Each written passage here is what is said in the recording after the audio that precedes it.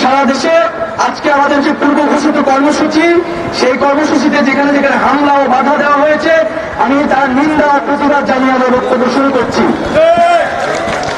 এবং যারা বাধা বিপত্তি পেরিয়েও বিভিন্ন জায়গায় প্রতিরোধ করে তুলেছেন, আজকের কর্মসূচিকে সফল করে দিয়েছেন, তাদেরকে সাধুবাদ জানাচ্ছি। সামনের দিনগুলোতেও আমাদের এভাবে ঐক্যবদ্ধভাবে আমাদের মাঠে থাকতে হবে। দুই একটি কথা বলতে চাই। আমাদেরকে বারবার বলা হচ্ছে যেটি হাইকোর্টের বিষয়, আদালতের বিষয়, আমরা কেন এখন রাজপথে আছি। আমাদের সমন্বয় সাজিস আলম স্পষ্ট করেছেন যে আমাদের রাজপথে থাকার কারণ। আমরা প্রথম থেকে বলে আসছি যে কোটা একটা সরকারের নীতির বিষয়। কোন জনগোষ্ঠী কত পার্সেন্ট কোটা থাকবে এটা সরকার সিদ্ধান্ত নেবে। যদি সেখানে সংবিধান পরিপন্থী কিছু হয় তখন আদালত সেখানে হস্তক্ষেপ করতে পারে। আদালত পরিপন্থী যেহেতু সংবিধান পরিপন্থী ছিল, হাইকোর্ট সেখানে সুযোগ পেয়েছে সেটাকে অবৈধ ঘোষণা করার, এবং এই সুযোগ কিন্তু 2018 সালে সরকার নিজেই করে দিয়েছিল। আমরা চাই এইবার কোনো ভুল করতে চাই না, কোনো ফাঁদে পা দিতে চাই না। আমরা চাই কোটার সমস্যার চূড়ান্ত সমাধান বাংলাদেশে হতে হবে। আমরা 18 সালে আন্দোলন করেছি, 24 সালে আন্দোলন করছি। আমরা স্পষ্টভাবে বলছি হাইকোর্টের সাথে আমাদের আন্দোলনের কোন ধরনের সম্পর্ক নেই। আদালতের প্রতি আমাদের পূর্ণ শ্রদ্ধা এবং আস্থা রয়েছে, কিন্তু আমাদের এক দফা দাবি সেটি সরকার ও আইন বিভাগের কাছে। আমরা বলেছি জাতীয় সংসদে আমাদের যে এক দফা দাবি 5% কোটা অনগ্রসর জনগোষ্ঠীর জন্য রেখে বাকিটা মেধাভিত্তিকভাবে নিয়োগ দিতে হবে এবং আইন পাস করতে হবে। এবং 18 পরিবর্তন ছিল প্রথম ও দ্বিতীয় শ্রেণীর জন্য। আমরা এখন সকল বেদের কথা বলছি, যেখানে আদালত কোন ধরনের কথা বলতে পারে না, এটি সরকারের এখতিয়ার কেবলমাত্র। কিন্তু আমরা দেখছি এই আন্দোলনের প্রথম থেকে সরকার এবং দায়িত্বশীল গুরুত্বপূর্ণ ব্যক্তিবর্গ আদালতকে সামনে রেখে টাল বাহানা করছে, আমাদের আন্দোলনের ন্যায্যতা নিয়ে প্রশ্ন তুলছে। আজকে মহামান্য আদালতও তার অবস্থান স্পষ্ট করেছে, আদালতকে আমরা সাধুবাদ জানাই। এবং আমরা মনে করি যে সরকার আসলে নিজেই আদালতের অবমাননা করার চেষ্টা করছে। যেই কাজ সরকারের, সেই কাজ সে আদালতের দিকে ঠেলে দিচ্ছে। তো আমরা বলবো এখনো সময় আছে, কোন ধরনের টাল বাহানা করে সুস্পষ্ট বক্তব্য এবং দৃশ্যমান পদক্ষেপ নিতে হবে।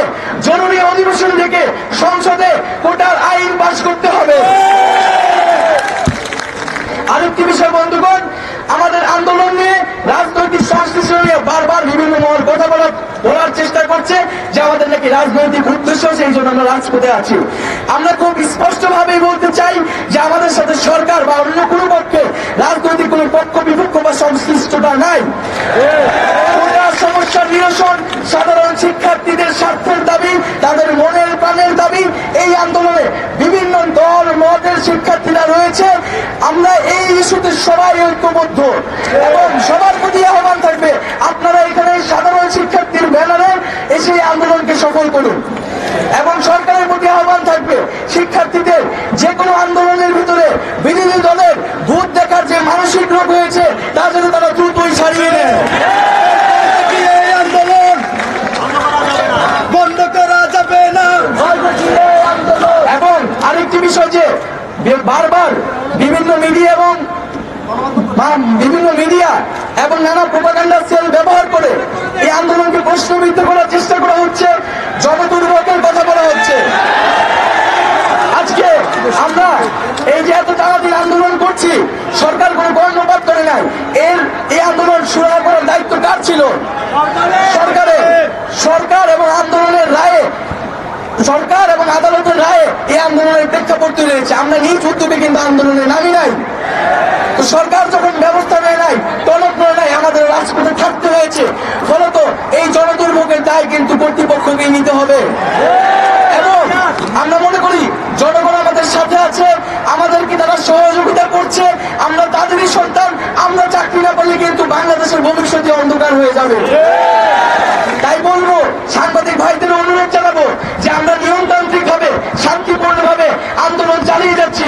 আমরা সকলের সহযোগিতা চাই, আমরা জনদুর্ভোগ চাই না, নিজেদের দুর্ভোগ চাই না। আপনারা সকলে মিলে সরকারকে প্রশ্ন করুন কেন এতদিন শিক্ষার্থীরা মাঠে আছে, কেন শিক্ষার্থীদের দাবি দ্রুত গতিতে মেনে নেওয়া হচ্ছে না। দরকার। এবং আজকে যেটা হলো যে আমাদের বাধা দেওয়া হলো, ভয় দেখানো হলো, এবং আমরা দেখেছি ঢাকা বিশ্ববিদ্যালয় ক্যাম্পাসে বিভিন্ন জায়গা থেকে বাসে করে অছাত্র এনে ক্যাম্পাসে একটা অস্থিতিশীল পরিবেশ তৈরি করার চেষ্টা করা হয়েছে। আমরা স্পষ্টভাবে বলতে চাই যে আমাদের কোন রাজনৈতিক পক্ষবিপক্ষ এখানে নাই, কিন্তু শিক্ষার্থীদের আন্দোলনে কোনো ধরনের যদি বাধা দেওয়া হয় তাহলে কিন্তু আমরা দেখবো না কে বাধা দিচ্ছে আমাদেরকে। তো বন্ধুগণ, আমি বিশ্ববিদ্যালয়ের প্রশাসনের কাছেও আহ্বান জানাবো, বিভিন্ন বিশ্ববিদ্যালয়ের প্রশাসন, শিক্ষার্থীদের নিরাপত্তা দেওয়ার দায়িত্ব কিন্তু আপনাদের। আগেও বলেছি আমাদের আন্দোলন যৌক্তিক আন্দোলন, যদি আমরা চাকরি না পাই বিশ্ববিদ্যালয়ের শিক্ষকদের কিন্তু প্রশাসনের চাকরি থাকবে না। বন্ধুগণ, এ পর্যায়ে আমরা আমাদের কর্মসূচি ঘোষণা করব। আগামীকাল আজকে যে আমাদের যে এক দফা কর্মসূচিটা আমাদের আন্দোলন, আমরা চাচ্ছি জরুরি অধিবেশন ডেকে সংসদে এই আইন পাশ করতে হবে, তার এখন আমরা রাজপথে থাকবো।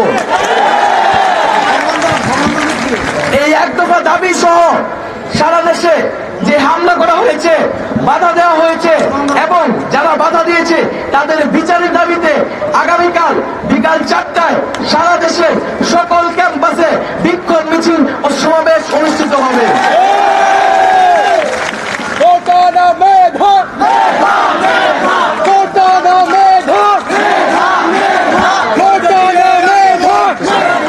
বন্ধুগণ, এ পর্যায়ে সবাইকে অনুরোধ জানাবো সুশৃঙ্খল ভাবে আমরা মিছিল নিয়ে আমরা আমাদের ক্যাম্পাসে ফিরবো এবং যারা বিভিন্ন ক্যাম্পাসে আছেন আমাদের কোনো ভয় পাওয়ার কারণ নাই। যে কোনো জায়গায় বাধা আসলে আমরা সম্মিলিত ভাবে প্রতিরোধ তৈরি করবো। যদি জগন্নাথ বিশ্ববিদ্যালয় হামলা করে আমরা ঢাকা বিশ্ববিদ্যালয় থেকে মিছিল নিয়ে যাব। ঢাকা বিশ্ববিদ্যালয় হামলা করে সকলে সবাই শাহবাগে আসবেন।